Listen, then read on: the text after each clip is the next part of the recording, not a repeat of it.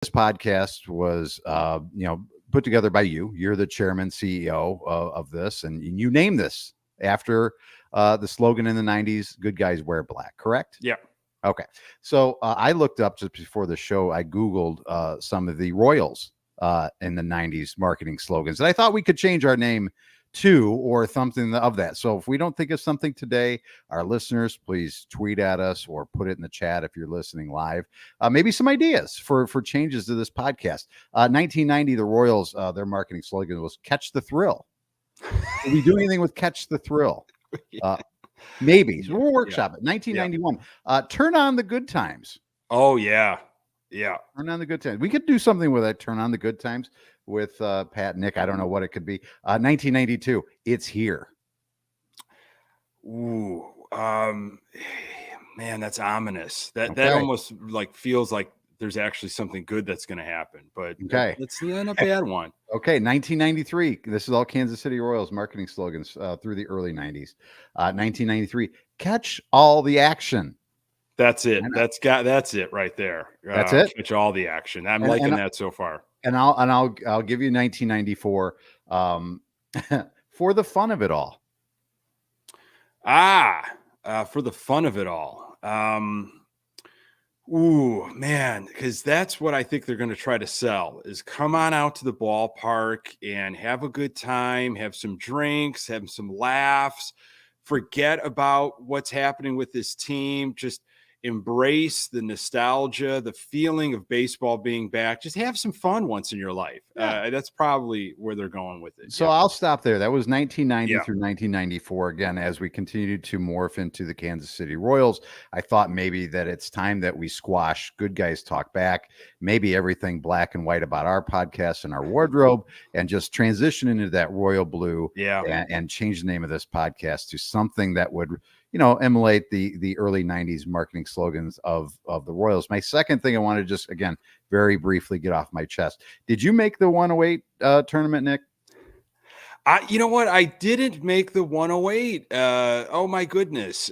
2 years in a row. And I didn't. Snub, I'm absolutely crushed. I can tell by the tone in your voice. I can't find where the hell the brackets are. You'd think that the gentleman that put this together would put it on, like they tweet it out and have images of all the brackets. So I'm assuming I didn't make it. Looks like I've been forgotten again, just like on the island of misfit toys. Well, here's the thing, Pat. Have you gone to Lawrence's Shrimp Shack? Have you bought enough shrimp? You might not have bought enough shrimp. You've got to patron some of these sponsors. You got to get over to Punky's and Lawrence's Shrimp. Have you been watching? Did you watch their? No, I didn't watch. I didn't watch the 3-hour telethon that they do as a podcast over there. God bless those guys. They do great work. Yeah. So neither one of us get in. I'm assuming I didn't get in. I can't find it anywhere. So it is what it is, Nick. I think you and I maybe create our own tournament, an NIT version of the podcast wars here, the Twitter wars here, and do something of our own. All the folks that didn't make it, maybe we'll just take the rest. Yeah. Gosh, I'll tell you what, if I don't have to spend any more time on social media, then I'm in better shape for it, to be honest. You don't want to do more is what you're saying. It's a beast. You got to play the game. You got to promote stuff, and I get it. And I do engage. I do like engaging with other, like-minded Sox fans. There's some great stuff, and I've met some wonderful people, but usually social media is not the best place to be able to have well thought out conversations. But my man, Ian Eskridge, he's got a tough first round battle. Ian does amazing work. Was doing it for White Sox Daily and now transitioned over to Future Sox, where I am a contributor, and he's got a tough first round. But Ian is a very smart baseball mind. I love the work that he does, and he has got my vote 100%. Well, God bless him. Good luck to him, and good luck to everybody else that made it in the tournament. You and I will. It's fun. People have a blast with it, and it's kind of something that they get into. With my lifestyle, I've talked about this. Not that I want to take this off the rails, but Man, I'm coming up on 5.5 years dry, clean, Yeah. sober, and that's very difficult for me to still navigate getting into content creation where I think alcohol is so celebrated. It's just not something I can do anymore. But I you, can't. my friend, are one of the most creative people I've ever met in my life. Oh, thank you. You, I mean, the posts in cemeteries that you do, the videos, I mean, that would get a lot of votes. Yeah, I'm sure I could figure something out, but I just from observing this for several years, and I get it. I totally get it. And I was there, man, years ago. Oh, where was this 10 years ago? I'd be Yeah. dead, creating content where, I'm drinking a case of beer while, it's not, I can't live that type of lifestyle. And hey, there's some people that are doing some fun stuff. I give their livers the blessing. Hopefully they get through it. And, people do have fun with it. And it's something to kind of walk you into opening day. Um, you talked about the Royals, Pat, at the beginning, and Luke jumped in, which I appreciate right away with the Brad Keller stuff. And wow, that was kind of surprising to me based on his just the relationship he's had with White Sox now, namely Tim Anderson, who is of course gone. Keller, I wouldn't really say, oh, that's an arm we've got to have. Like, really, let's really take a flyer. I don't know. It's because of, Kopech not being able to throw strikes in the first inning, and we've got to bolster starting options.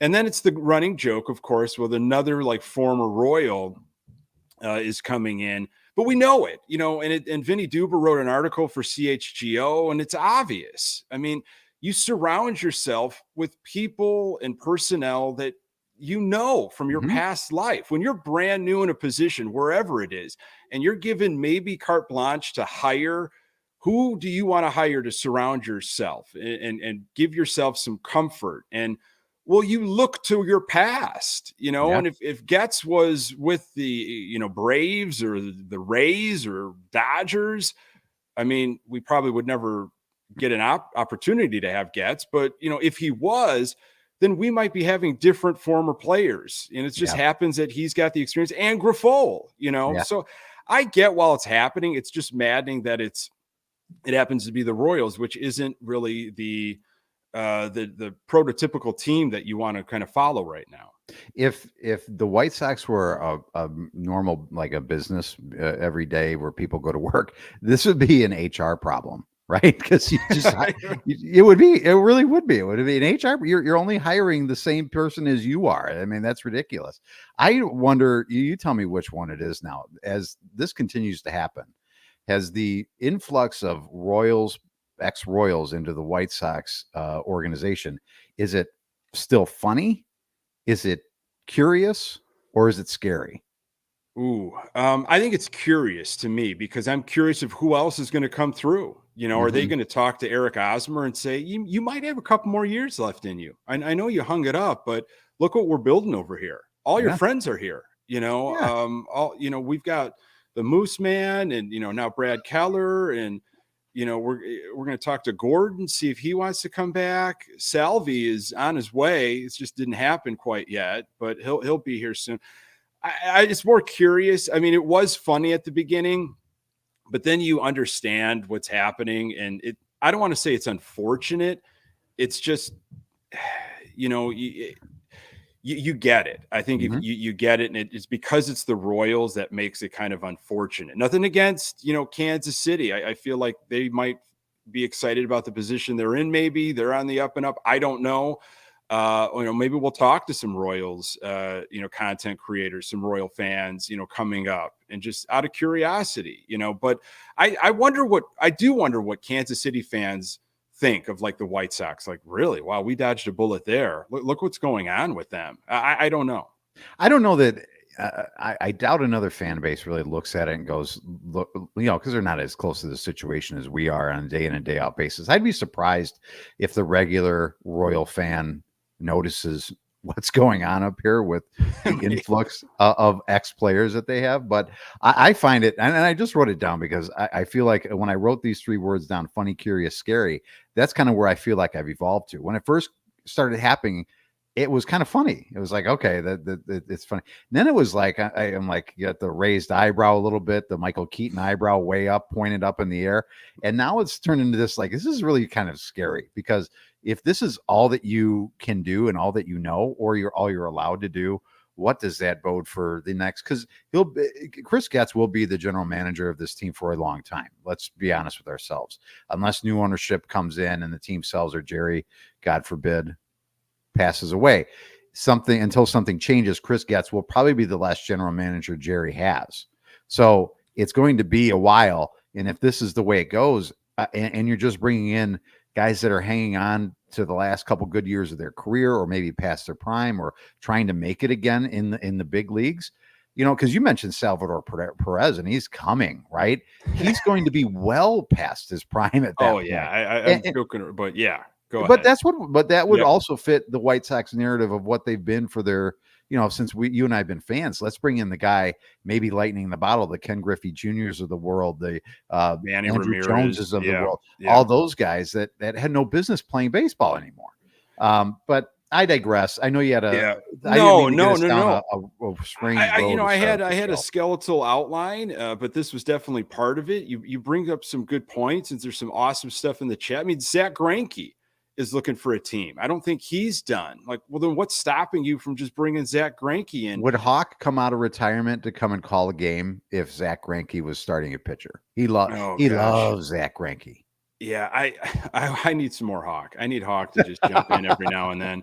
I need him every now and then. Just a weekend series would be great, just to see how that dynamic would work with Triffin and with Stone, because I would like the three-headed monster. 3-person booth would be outstanding, just to see how much time Triffin actually gets if Hawk steamrolls and just dominates absolutely everything. But I think the scary part, Pat, in my mind as a Sox fan, is if this is a long-term trend, if Getz always has to lean on the Royals as a crutch moving forward, because he's not comfortable of going outside of the box or listening to other people that are around him, hopefully, anti, Royals like Barfield or Bannister, and saying, look, what's out there, what's the direction, what's the team, what's the identity we're trying to create here.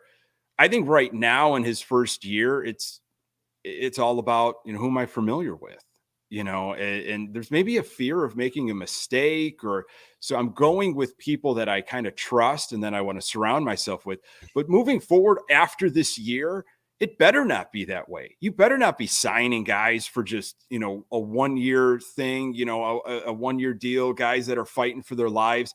That's not the type of White Sox team I want to build. I'm concerned beyond this year, and I want to gauge your excitement level, but beyond this year, I'm really thinking 2025 and 2026 of who's going to help this team past this year. How are we building? Is Pedro Grifol really the guy?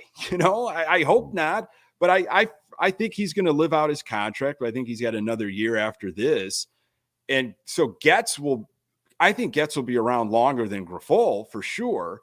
So what do they do with Grifol? Do they extend him and say, we really think you're the guy. We want you to be the guy, even when this team is competitive and we think we can make a run and we've added some pieces and the young guys have matured and are up.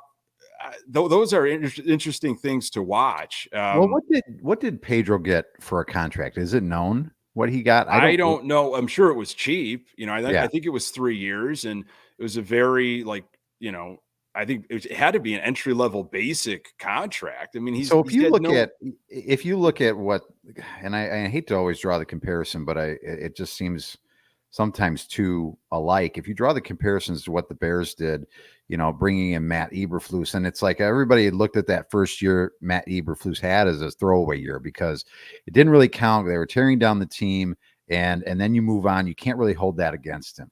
Can you draw the similar conclusion to Pedro and say the team was a dysfunctional mess from what was built? The general manager and the VP of baseball ops both got fired. The manager wasn't really, even though they're aligned, wasn't a Getz hire. It was a Rick Hahn hire. So do you do you give him the opportunity to reset? And then you go, now we're entering in year 2, which is more like a year 1 for Pedro.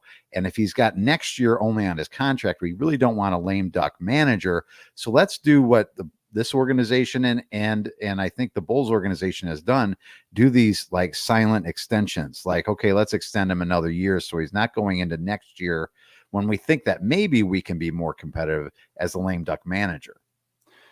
That's possible because, I don't think Jerry wants to pay a manager, 2 managers. I don't think he's going to want to pay a manager, that's not around, and then whatever new guy they bring in. I think I'm almost, convinced that Pedro Griffol's hire was Getz influenced. Getz from the Royals organization talked him up. And maybe it wasn't even Han's thought or idea. Maybe Han, missed out on back-to-back managers, missed out because he didn't hire La Russa, that's for sure. And he didn't bring in Pedro Griffol really, because that was Getz. And Jerry has talked so highly of Getz, which again, why he got just catapulted into the general manager position. So the way that they talk about, like, that connection there, Griffol Getz, you might be onto something, Pat. And then that leads me back to the scary part of your 3-part question, because I just don't believe he's the right guy. And we've got some interesting quotes, which, I always have no shortage of Griffol quotes. Well, now it's time. Like you're getting baseball stuff every day, so you've got to have just an overflow. Your cup runneth over with Pedro Griffol. Quotes, and I look for you to jump over that dugout this week and stick the phone and record some things if you can while you're in Arizona. Absolutely.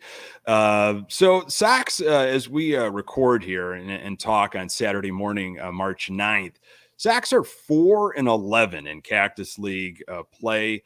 They play San Diego later today. Mike Soroka on the hill, who, vying for that starting rotation spot. We have yet to really have that starting rotation materialize. It sounds like we'll get into some of that, but, Crochet's fighting for a spot. You got Flexen in there. I think Fetty is a lock, of course, for the money that they gave him and everything, but Soroka and even Kopech. But Sox are second to last in Cactus League play. And get this, Pat, here. They have a minus 36 run differential. Minus 36, which is by far the worst in all of spring training action. Grapefruit League, Cactus League, put them together. There is nobody close to a minus 36 run diff. We've all talked about how offense, it's tough in spring training, but there's also some like black holes in this lineup, and there's been some quiet spring trainings from some folks, while others have excelled, like Aloy. Man, there's been, they were close to getting no hit this past week, as 2 games were televised that I had watched. Obviously, they're playing just about every day, but offense has been a major issue. Yeah. And run differential, if you recall, and I can't remember exactly what episode it was, but you and I talked, I think it was early in the winter, right? Or early in the off season, when we were reviewing, it was probably right after the season had ended or sometime after that. We were talking about, it was our Halloween episode. What stats scared us? I remember this. And I talked about our run differential from last year and how much it frightened me almost to my death. And now that we're and again, you do have to take it with a little bit of a grain of salt. When you're talking run diff in spring training, but it's just facts. Also, I'm just giving you the facts right here. Then that's why you're a professional journalist and reporter, because you only give the facts. But sure. It's not trending in a great direction, and it doesn't give you a lot of hope that it's going to not change as the season gets going. So the holes in the lineup are one thing, but when you have the guys that you really need to count on to actually produce, and they're not producing, that's what you're going to get. And when you have maybe only 2 really bona fide, and I say 2 very loosely, starters, you're going to have if it continues this way, you may have a worse run diff than you had last year, which I believe was minus, oh gosh, it was minus triple digits, if I remember correctly, something crazy like that. But it was awful. So, I remember years ago, this was the 2021 season. You and I had the great Herb Lawrence on, Herb, and we were wonderful man. talking about, I think it was maybe even early in the season, and the Sox were scuffling a little bit in terms of record, and they were chasing one or two teams in the AL Central, and we were, we knew what kind of lineup, we knew what kind of pitching. We felt as Sox fans pretty confident, but we were hoping a little bit quicker out of the box here. And we talked to Herb Lawrence about that, and Herb went right to run diff. He's like, look at, I think it was maybe Minnesota that was ahead of us, or Cleveland, maybe even Detroit, and was like, look at their run diff. I just don't think that is going to, cut it. And I don't think they're going to be able to stay on top of this division, where the Sox, I think, are going to come storming, and they eventually did. I mean, it's, any stat, if you just focus on that one stat, that one metric solely, whatever that is, you might build it up a little too much. But I think run diff is a good thing to just, pay attention to. And to your point, man, this is where I struggle with, can the 2024 Sox be competitive even in this division? It's well, the pitching. I mean, the pitching has got to be more than just solid. I mean, it's got to shoulder a lot, because I think of a softer offense. Yeah. And the reason why I always, there's a couple reasons why I like run differential in terms of looking at it as a stat. One, it's very simple for me to understand. It's not that complicated. You can figure it out. Number two, traditionally, the teams that are making the playoffs year in and year out are their tops in baseball in terms of run differential. So it's a great barometer in terms of, who's making the playoffs and who's not. Just look at the run differential. So anyway, yeah, it's not a good look, although there is some positives that have happened in White Sox camp thus far. And you had mentioned Eloy, and that's fantastic. But I heard the great Jesse Rogers on ESPN Chicago, I think it was yesterday, saying you don't want to be this hot because it's unsustainable as you start the season. So, I wouldn't, though it's wonderful to see the slash line, and he hit a bomb against the Dodgers. I think it was maybe his only home run so far. That will not be sustainable as the season starts. So do you just sit him? Maybe just sit him the rest of and keep him healthy. I mean, they might, they've sat Robert Jr. and Benintendi this past week, more for weather conditions. The field was just really sloppy. They had some rain, and you want to just obviously be careful with those guys. And I don't think there's anybody that you want to be more careful with than Eloy. Maybe Yohan Moncada, but 520 average, OPS over 1200. He is. Jimenez is 2 off the lead, along with Paul DeJong, in terms of RBI leaders for spring training. And Lopez having another good year stats wise, and hot right now. And so, yeah, I get that. I totally get that. But I think there's something to be said, though. If you found a groove, the way he changed up his batting stance and his hands are a little higher, and he was a featured conversation by Chuck in the dugout. Those are always fun interviews where Chuck's poking his head kind of in the dugout, holding the microphone out to people. And Eloy gives, interesting interviews, just kind of not wants to be very committal, and he's just like, hey, I don't blame him, because I just want to be healthy. We'll see. Yep. We'll see if I'm healthy. He's got his hopes and dreams, which makes sense if he could stay healthy. He's having fun right now. He's hitting the ball. But if you found a new stance and you were locked in, I don't know if that falls off, though, once the season starts. But if you factor in colder weather and all these other things, maybe there's an adjustment. But if you are like, hey, I've got a new approach. Yeah. And you're not trying to find something still when actual games start, if you know what you're doing, and it's more of just, I'm looking for pitch selection, I'm trying to get to know different pitchers and what they've got and what they're going to do against me.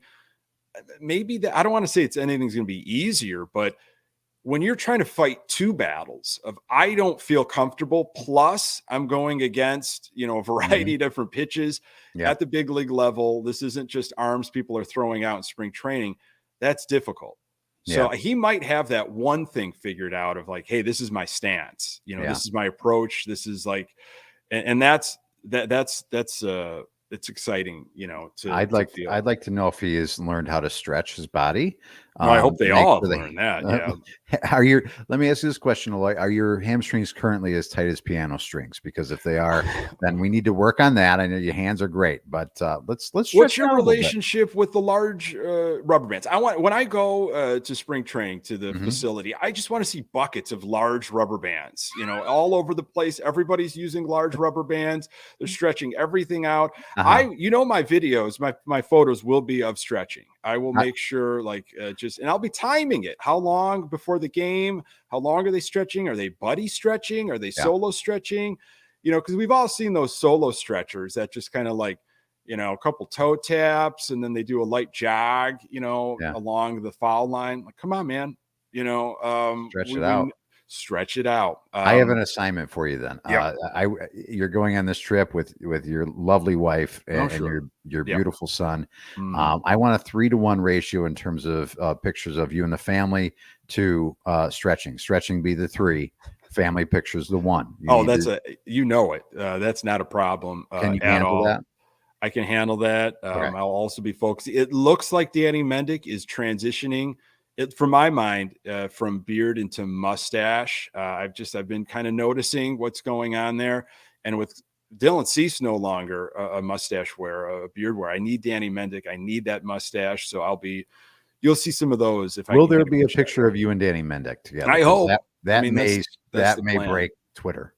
That's if he's got his mustache right. Oh, absolutely. That could be my new profile. And then if he wants to take a picture of you, will you assess he might ask me and say, it's not right, man. We can't do this. We might compare. Okay. Before we go a little further here, and I want to talk about some of the cuts and the Oscar Colas stuff, especially things that Pedro said, which is always interesting. Mm-hmm. I just want to plug something really quick if I can. Mm-hmm. I had an opportunity, an invite from Jim Mylock, who hosts Pod of Fame. Okay. He does an outstanding job with this podcast. He covers all sports, and he essentially talks about different players that have kind of been under the radar and if they should get Hall of Fame recognition, when we talk about their whole career. And it was a pleasure speaking with him last year on Dick Allen, which is a layup to me. And I think most Sox fans, that man absolutely should have been in the Hall of Fame a long time ago. That dropped last summer. Go back and listen to it, especially with Dick Allen's birthday just recently. And Jim Mylock asked me, hey, do you want to come on? Would you be nice enough to come on to talk Robin Ventura? And boy, I mean, that was an immediate yes. You and I grew up in that era. I mean, it was Frank Thomas and it was Robin Ventura. I played a lot of third base in Little League. And when you're playing Little League, at least I did this, you look at, well, who's playing that position on the team that I love, and you kind of want to emulate them and you collect their baseball cards and all that stuff. So Jim Mylock does a wonderful job hosting, very detailed oriented. It's going to drop, I believe, on Monday. I don't want to, give away too much here. I don't want too many spoilers, but if you're a fan of Robin Ventura, even if you were a little bit, a younger Sox fan, find some clips of Robin Ventura. He was an absolute amazing defender. He was one of my favorite White Sox players of all time. And we have a great conversation, and I think it's going to be a fabulous listen for all Sox fans when that drops. Yeah, absolutely. I'll be looking forward to that. And Robin Ventura, obviously one of my favorites growing up. It's a shame that, in a lot of Sox fans' minds, the last memory they have of him is of being a pretty inept manager that didn't really want the job in the first place. That was, drug in, I wouldn't say kicking and screaming into the position, but really didn't offer much outside of maybe the first 60 games of his managerial career where they were pretty good. And then he just wasn't the right fit for that position, really, for the Sox or anybody. But again, the one thing I'll say about it, and we'll move on. The one thing I'll say about Robin, and I'm sure you're going to cover it in the podcast, which I'm looking forward to hearing, is one, the sweet and smooth and easy power that Robin possessed, and that as a young fan, for the first time, I realized, I go, wait a minute. He's left-handed and he plays third and throws right-handed. That kind of blew, as a young fan, that blew my mind. I'm like, Wait a minute. Yeah. That shouldn't be. That defies all somebody logic should that do. I know at this age. Yeah, absolutely. It kind of blew my mind. So anyway, I'm looking forward to that. Great plug. And yeah, when can we hear that, Nick? I believe it drops Monday, so that Drops would Monday. be March 11th. And Mylock, wow, he uncovered some wonderful stats, especially when you put Ventura in the decade he primarily played in, which is the 90s. And boy, we have a really good conversation. It might change your opinion on some things with the great Robin Ventura. And as I said to Jim, there was nothing like, you'd hear it every now and then on TV, but when you were there in person and when he came up to bat and the outstanding Nancy Faust had the Batman theme playing or Rockin' Robin, that was just cool to me as a young kid, with him coming up to bat. So absolutely. Since the last time we talked, Pat, there's been some cuts. 12 roster moves have been made. We're down to 190 people in camp now. Just around the century mark, you say. Yeah. That should get all evened out by the time camp breaks. We're getting there. Option to AAA Charlotte, Oscar Colas, Davis Martin, Sammy Peralta, infielder Jose Popeye Rodriguez, option to Birmingham, Cousin, Eater, reassigned to minor league camp, Kai Bush, Ellard, Hackenberg, Navarro, Caro, and Ramsey. With the moves, the White Sox have 58 players, Pat, remaining in camp, 30 pitchers, 5 catchers, 12 infielders, and 11 outfielders. That might have changed with the Brad Geller situation, but wow. Any of those names surprise you? I've got one big name there, but what has surprised you about any of those roster cuts? Of that shocked me. Half of those people, I don't even know who they are. They could walk into my house with their jersey on, punch me in the face, and I wouldn't even know who it was. So, and why the punch? And why the punch? Because you didn't know who they were. My attention. I mean, I have 4 kids, busy household. Someone needs to grab my attention. He could punch me and tell me his name and be wearing his jersey and saying, "I just got optioned to AAA Charlotte," and I would just be in a blur. And I don't know whatever happened to that's a lovely dress. May I have this dance? Just a punch in the face is a greeting. Nothing shocks me. The Oscar Colas, I'm sure is the one that stands out to me anyway. I'm sure it stands out to you. I'm hoping he gets the seasoning. I mean, we've been able to see in some the highlights and the clips of him with the power that he's shown at that level before. So that's what got us, I think, excited about him as our future right fielder. But yet again, unable to develop him at the major league level. So, I think there's still some hope there with him and his skill set. Let's see if he can get some reps and really develop into a right fielder that we can maybe at some point plug in and say, this is our guy going forward. I'm not putting a lot on that. I'm not saying that's going to be a high probability, but get him the reps, get him again, continue to succeed and fail. And there's no reason right now until later on in the season to bring him up and let him see what he can do at the major league level, unless of course there's injury along the way. What a difference a year makes. I mean, he did well for himself in spring, and I watched it last year when I was there in person. He had a couple ropes that he hit. He was swinging the bat well. Defense was a bit of an issue. And then once the season started, the lack of discipline at the plate, he just couldn't make the adjustments of what they were trying to do to him. And he looked kind of lost out there in right field several times. But we were pushed the Oscar Colas by Hahn and maybe other people in the organization pushed that. And Hahn just had to be the messenger.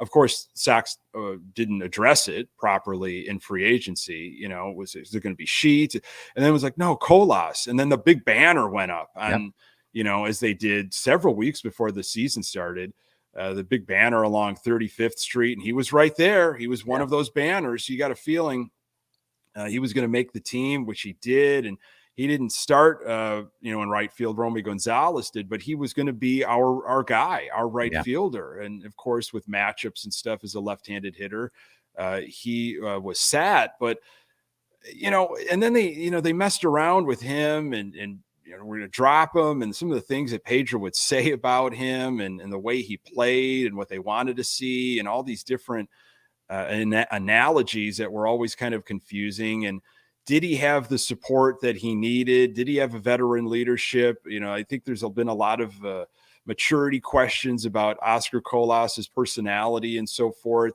I think depending on who you talk to, some would have said he should have started, in AAA last year for the Sox. Yeah. But because, I think a lack of really figuring it out as an organization, going after a proven right fielder, they probably rushed Colas way too early, which is a shame. And that's, there's a mental thing, there's a psychological thing, there's a confidence thing, not only with your skills, but just like your emotions, man. That's a wild ride.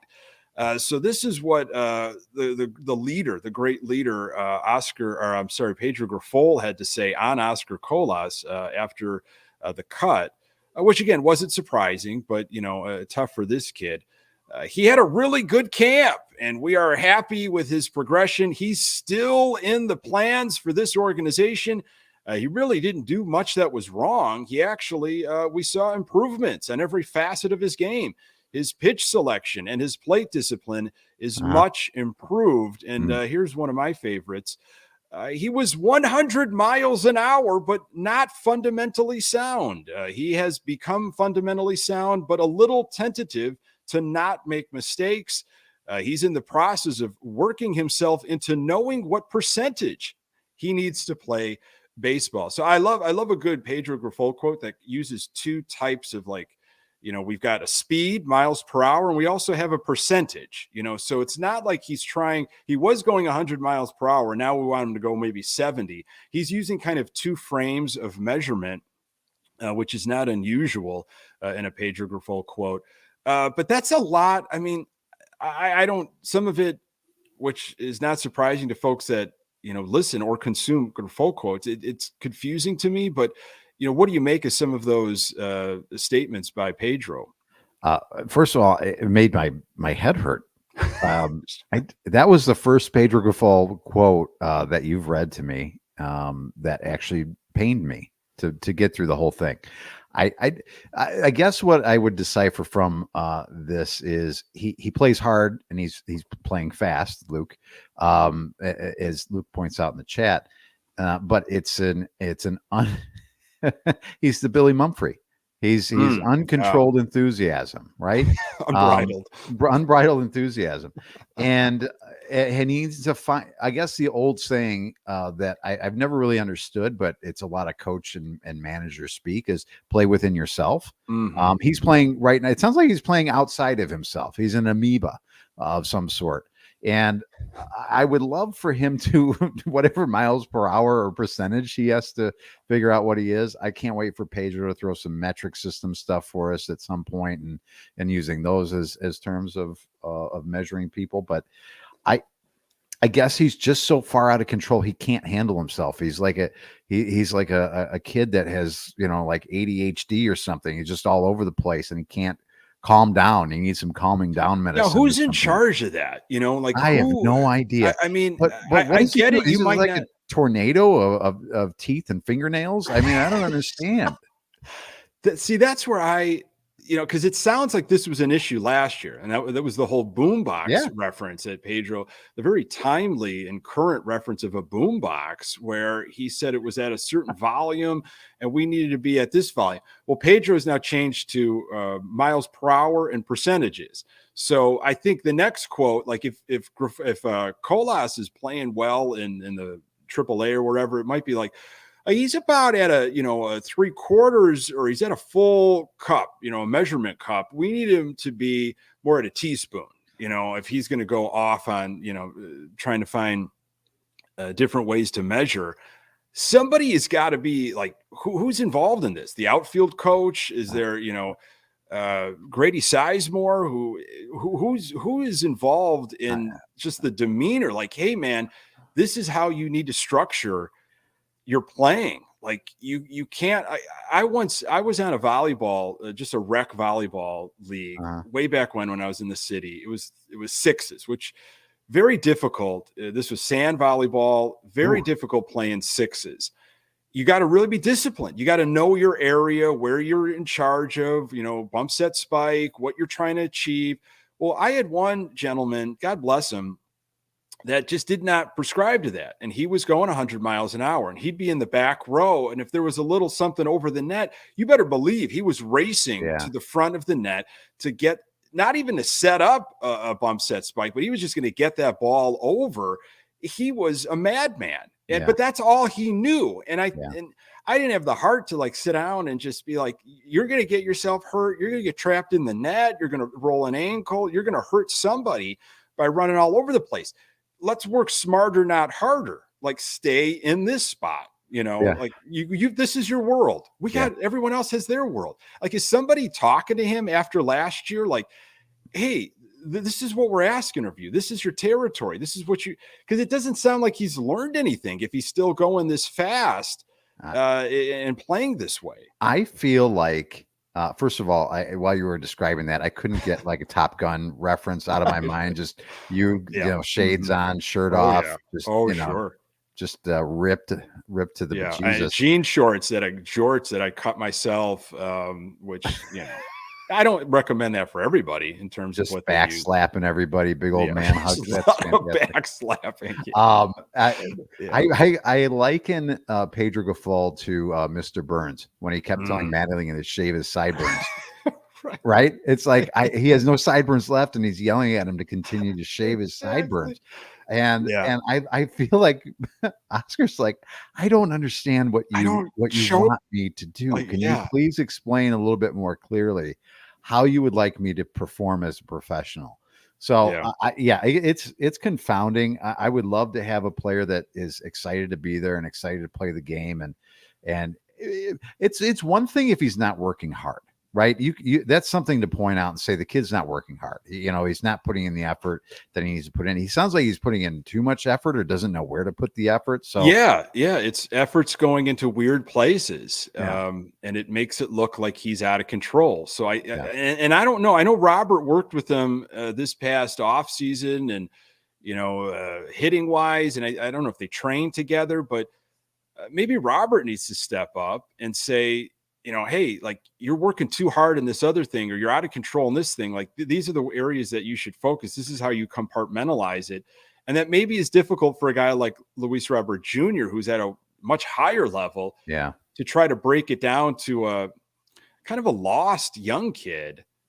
But that's what, you know, it seems like, you know, you're talking about a guy that's he's not there yet, but could be a superstar level talent in baseball where everything seems to come easy to him. So the fundamentals of playing, especially the position of center field, are easy for Luis Robert. So it's hard. I would imagine, you know, not all the time, but a lot of times it's hard for guys to convey, like, why can't you just do this fundamental thing? It's so easy. Pat, am I wrong? Am I right or wrong on this? And I'm not comparing Michael Jordan to Luis Robert Jr. at all. So stop it. But wasn't that one of the reasons you telling me to stop it? I even started. Wasn't that one of the reasons why Michael Jordan never wanted to coach? Like like he couldn't. He was on such a level that we couldn't even comprehend. And he would, to your point, well, can't you just do this? And it's like, no, I'm not. I'm not. There's only one Michael Jordan. I thought I read that or heard that, or maybe I made that up of why he never wanted to get into. He just didn't have the patience. He didn't know how to break it down. Well, for him, it was like, you can't. How come you? I know you're not as skilled as me, but how come you can't be as competitive as I am? There you go. Good point. The drive that I have. So I don't know if it was. I think it was that with Jordan. I could be wrong, but. That's a great point. Yeah. But I think like I said, for a guy that struggles with the fundamentals and it's obvious. I've never played at a level ever in my life of anything. So I'm not going to sit here and say I would know how to do it, but I would think there's some guys that are just fundamentally sound in everything they do.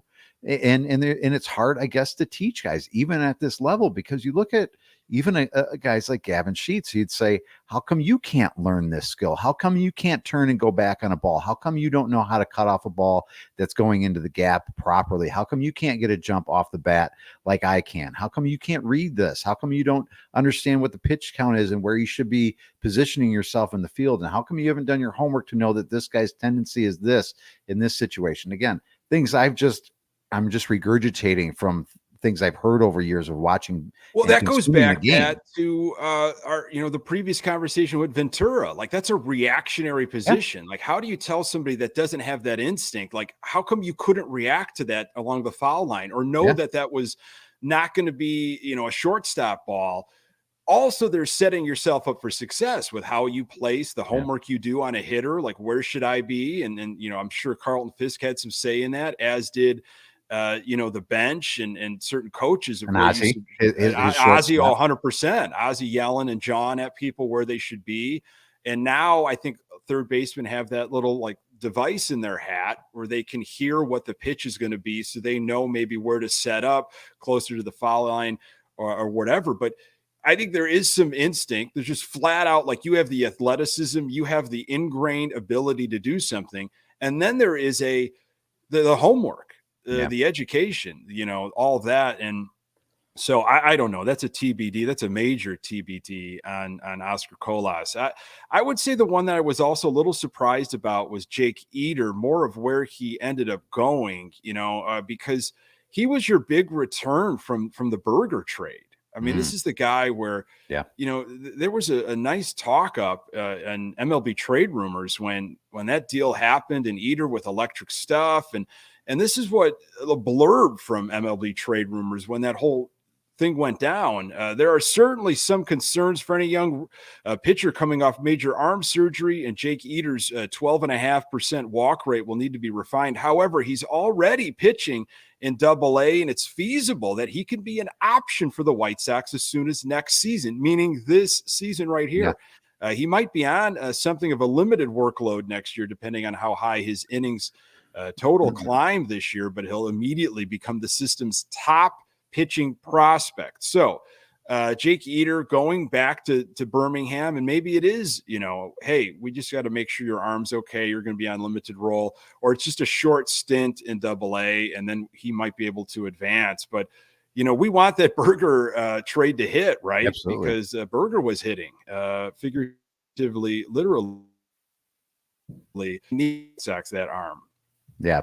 And I think it's more of a caution type thing. Let's get him innings in the minor leagues and build up that arm strength and work some things out, because I think it's more of, if he's still considered, and I don't know where he is as of right this moment, where he's, in terms of prospects in the organization, if he's still number one.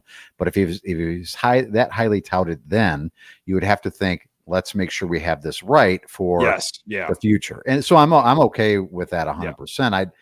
There is part of me that always thinks there's still value in a team that's in a rebuild mode to bring guys up and learn at this level.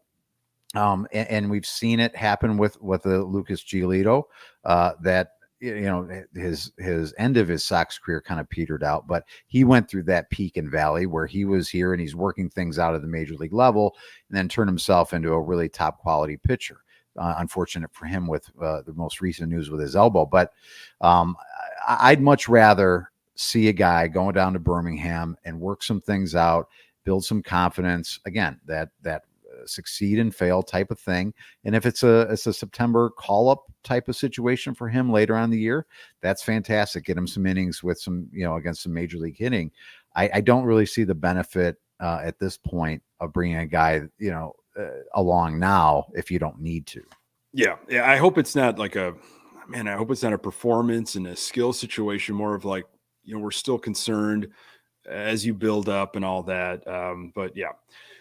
Speaking of like build up and everything, Kopech had his second start of the spring this past week. It was Wednesday against that feared Dodgers lineup. That was a televised game. I watched it in its entirety, and man, boy, the Dodgers have got a complete, team. I think they're top of the spring training Cactus League, which again, take that with a grain of salt, but they have it. They've got the goods, and that was a tough lineup. Crochet handled himself pretty well when he faced the Dodgers a few weeks ago. Kopech had a fairly nice first start. We saw the plate jump around for him, and that was the case in the second start. So the plan for Kopech was to go about 3 innings, 45 to 55 pitches was the plan. So he was taken out in the third when he hit 55 pitches exactly, I believe. And this is how his first inning went. It was a rough one. He got behind Mookie Betts right away, ended up walking Mookie Betts, got behind Shohei Ohtani, infield single, got behind Freddie Freeman. There was a sac fly, got ahead of Chris Taylor, strikeout, got behind Max Muncy, 4-pitch walk, got behind Outman, and ground out to Lopez. So 26 pitches. He labored, this is, again, we harp on it, man. We talk about it. It's the curious case of Michael Kopech and how I would have problems bringing him out of the bullpen if that's what you're going to get as his first shot at throwing. He needs almost this buffer. And I'm not even saying it's ideal as a starter. I think that's what's like, what do you do with a guy that needs a whole inning, to get acclimated to what's going on? So the second inning, much better for Kopech, but this was his takeaway. I wanted to be able to throw all my pitches for strikes. I did that with everything other than the cutter. The slider ended up backing up a couple of times, but I still threw some good ones, landed some curveballs. Fastball was a little inconsistent. Yes, it was. That thing was flying out of the zone. And that's going to be a big part of my game. Fastball, command. Other than that, I was pretty comfortable with what I did, but I've got to throw more strikes. He ended his own quote perfectly. I mean, that is the theme. You have got to throw more strikes, and they have to happen immediately in at-bats. Well, it hasn't been, to me, a complete train wreck from Michael Kopech. There has been some good things. The starts have been a little bit curious, but not surprising. And I'm at this point, where we're at in spring training and going into the season. I don't think there's any doubt that this is going to sound really stupid, maybe, but I don't think there's any doubt that you just make him a starter, because I'm with you. I don't think that you can bring him in a high leverage situation, knowing that you have to get him, through an inning or 3 outs or whatever, and not be able to pull him if he's having struggles, because I'd much rather have him have those struggles in the first inning than bring him in the high leverage 6th or 7th inning, or possibly the 8th inning, and then the game just gets away from you. So to me, I'd rather try and weather the storm, knowing you're probably going to only get 4.5, 5 innings out of him. And hopefully 2 to 3 innings of those are going to be effective. And the first inning is going to be a throwaway. Yeah. It doesn't sound like he's a shoo-in right now. It's I've got an excellent Pedro Grifol quote of the week. Will this one hurt me? Do I need to? That one I'll get to. It might, because it involves Kopech, and it's a really bizarre, some of the things that he says. He, kind of negates himself, but there seems to be a buildup for Kopech. It seems like they want him to be a starter, but they're also saying like it's not guaranteed, although they really want it. And, what do you do with him? Because you don't want to put your team in like a 3-0 hole every single time you start a game. Yeah. Especially with, the lack of offense that the Sox very well could have. But is it a learning situation for Kopech? Do you say, you know what? It doesn't really matter. Like, let's let him figure some things out in April, May. Hopefully he's turned it around. And by that time, he doesn't have the jitters out of the first inning. I don't know what to say, because he's got that electric stuff. There's no denying it. We've all seen it. We've talked about it. Everybody comments on it since day one. Lost some velocity over the years, but seems to be kind of regaining it a little bit. It's just that, man, it's almost like, I don't know. There is a lack of, and this is just, I go back to like high school stuff and a little bit of college when I had some really smart pitching coaches, and I could tell when a fastball was flying out of the zone as a right-handed pitcher. And it was like kind of simple stuff, simple, stupid. Okay, I'm opening up, I'm flailing. I'm not, I'm not like extending my back. I'm not like, my elbow isn't pointed where I'm throwing. And when you get eyes on it, there was very little video back then, but I'm sure there's ridiculous amounts of video nonstop. You see, oh wow, like I'm not staying upright. I'm falling off the mound this way, and look at my arm slot, like it's not consistent. I mean, in pitching, it's all about repeatable motion. It's all about how can I find something that I can do over and over, and each pitch kind of looks similar coming out of my hand in my motion. And he is going to live off his fastball. That's electric and it's got movement, but something is going on where that thing flies out of the zone. I mean, he was wild at times. Yeah, 100% true. Again, something that where you would think it'd be easy just to tell somebody this is the technique that you're doing. This is you're doing it incorrectly. This is what you need to change. Obviously it's easier said than done. So it's going to be an experiment year for him. I'm more than happy just to ride the roller coaster with Michael Kopech, and see where we're at the end of see where we're at the end of the ride. When the lap belt comes up, have you thrown up or have you just gotten so? What does your picture look like? Remember those pictures they would take? They would snap of you going down like a hill in a tunnel or something. If that's the roller coaster ride, what does your picture look like? Are you scared out of your mind? So, some are empty. Some of them with me were just empty seats because I couldn't get in the roller coaster. The lap belt wouldn't go down, and that's where you were supposed to be. That's where you were supposed to be, you fat ass. Why don't you have a salad once in a while, and you could have rode this ride? Oh God. Well, Dylan C. Well, let me go back to that Dodger game because the Sox were very patient with Yamamoto, where he couldn't find the strike zone either, and the Sox jumped all over him. There were playoff aspirations for the White Sox the first 3 innings of that game. It's like, look at what we're doing to the Dodgers here. This is unbelievable. And then Touki Toussaint came in, and he has had a rough spring. I happened to look when right before he gave up the granny to Freddie Freeman. I was in the car rider line picking up my son from daycare, and I just happened to look on the ESPN app as I'm listening on the radio, and ERA for Touki Toussaint at that point was 54. Yeah. I'm not a statistician type guy, me, and like keep a single. That doesn't seem very good. That's not good. That's not good. But again, it's and spring. It only went up after the grand slam. So, however, when you if this is a continuing trend, you have to pay attention to some of these trends, right? Like there has to be something you say with, dude, like I don't think it's going to change that much leaving Arizona, leaving the desert air. But the Sox are in a situation where they need arms. Yeah. And maybe that's where Brad Keller came into play of like, wow, we got some guys that we thought we were going to rely on, and we can't. So, but I thought Touki might be in the rotation. I thought he would have a shot because he sure was last season. Yeah. He's got to show me a little bit more. Well, go ahead. But our manager doesn't really care about results, right? He said multiple times, he sent Colas down because it wasn't results based. We liked what he did. So maybe you look at Touki Toussaint. We can win with Touki Toussaint even with as Luke points out, a now 59 ERA. Well, it's the versatility. What can you bring to the team to help us win? Yeah. Now you can be your skill, right? You can be a starter if we need in a pinch. You can be a long relief guy, Touki. So you do have versatility, but from what we're seeing right now, those aren't ways. Your results aren't helping us win. So, Dylan Cease through this past Thursday, he was sitting at 96, 97, but thinks he can go a little bit higher with the velocity. There was almost no offense for him and the rest of the pitchers on Thursday. This was Cease. The overall performance was pretty good.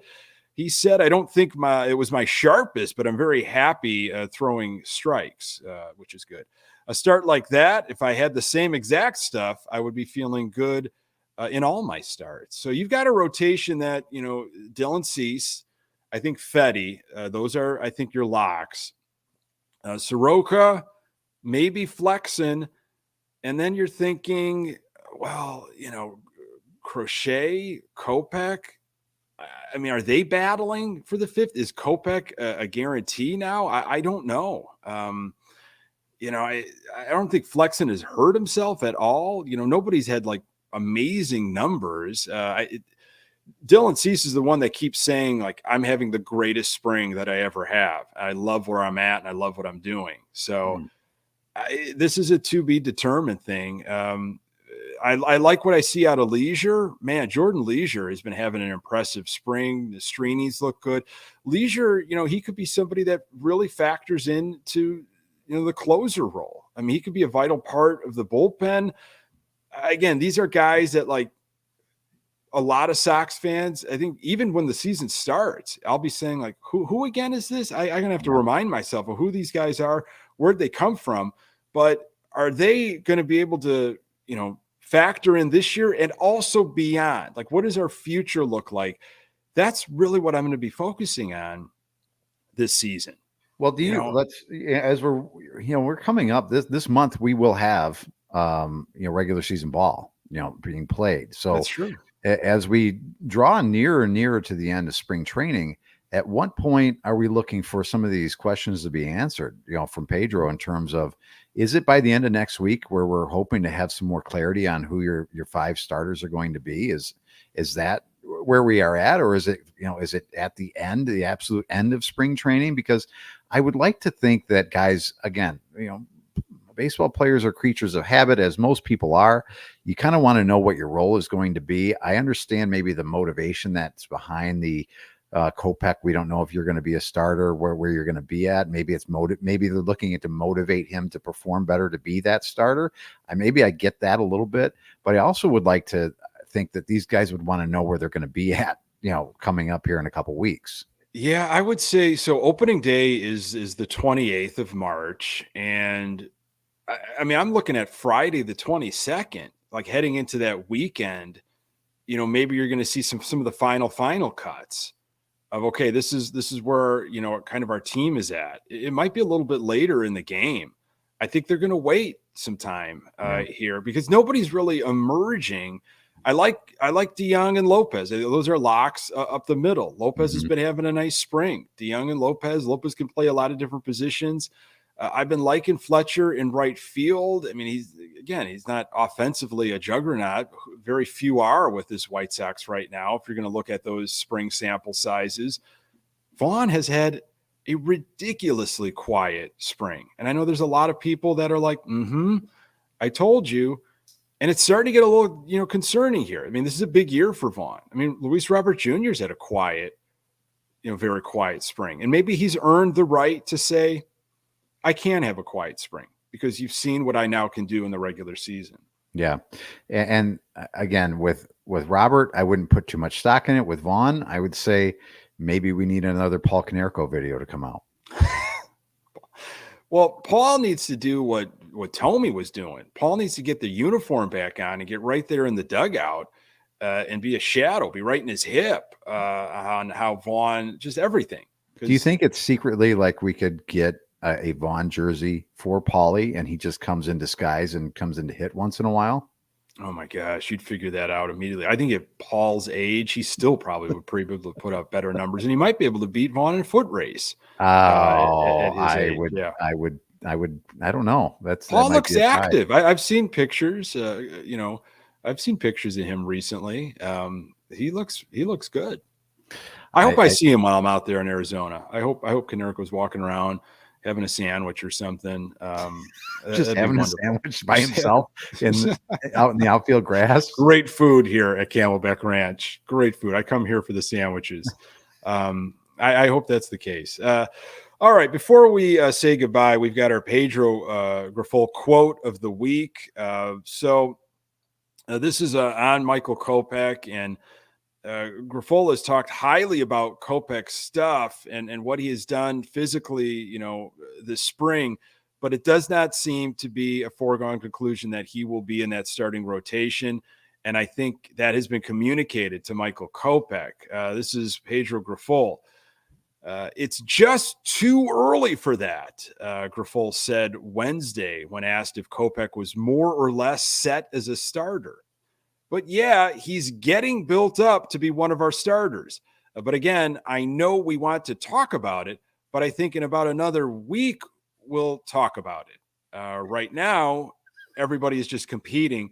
We're building him up. So this one got me all kind of twisted mentally of what they're talking about, when they're going to talk about it, and how it's too early, but it's not early enough. though I took out the fact, what I'm taking away from all of that is I don't think they know, and Kopech needs to keep battling.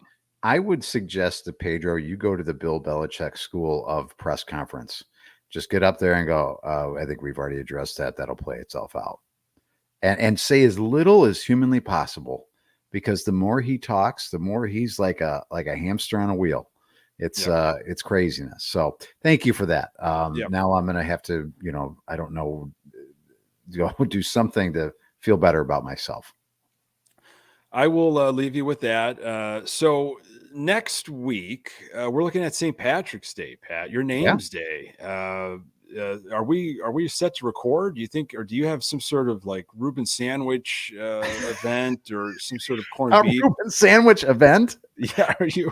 I am not in a Reuben sandwich eating contest. Okay. If that's what you're suggesting. No, I'm still planning on recording on St. Patrick's Day. I don't currently have any parades that I've been asked to join or be a part of. So.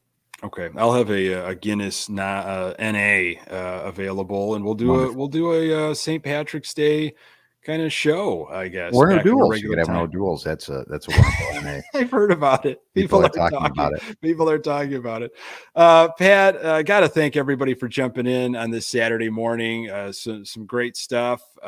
Thank you for consuming this live. I know not everybody has the opportunity. Thank you for listening. The audio, if you get a chance, subscribe to our YouTube channel, join us live. These are a lot of fun. And, as the season gets closer, more decisions are being made. There's a ton of White Sox content out there, man. There's some great people doing some wonderful stuff. So just appreciate that.